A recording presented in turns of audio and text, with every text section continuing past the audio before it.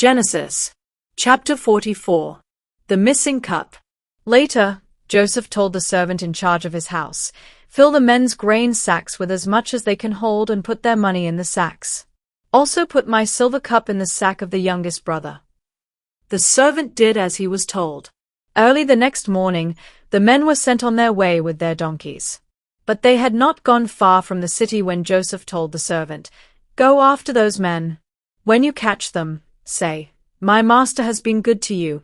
So why have you stolen his silver cup?' Not only does he drink from his cup, but he also uses it to learn about the future.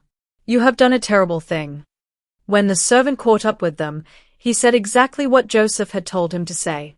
But they replied, "Sir, why do you say such things? We would never do anything like that. We even returned the money we found in our grain sacks when we got back to Canaan. So why would we want to steal any silver or gold from your master's house? If you find that one of us has the cup, then kill him, and the rest of us will become your slaves."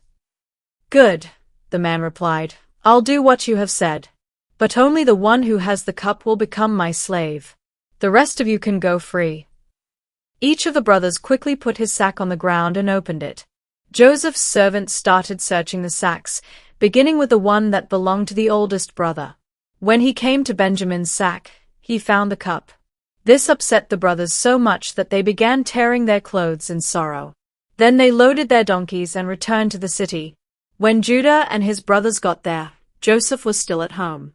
So they bowed down to Joseph, one who asked them, "What have you done? Didn't you know I could find out?"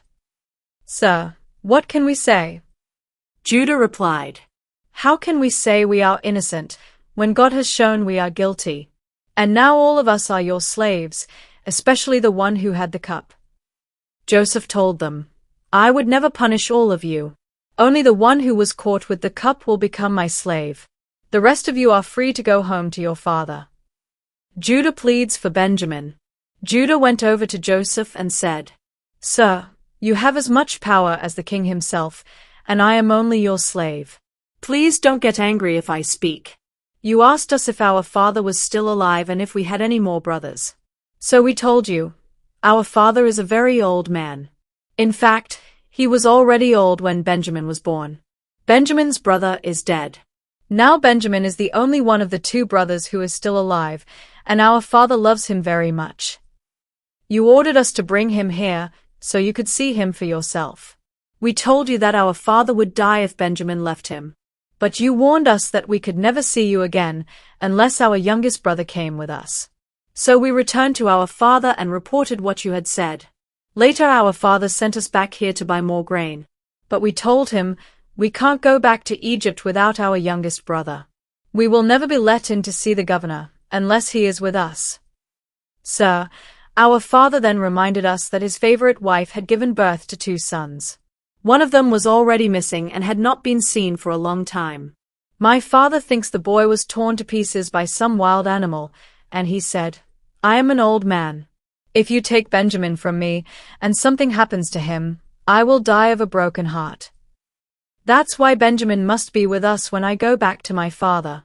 He loves him so much that he will die if Benjamin doesn't come back with me. I promised my father that I would bring him safely home.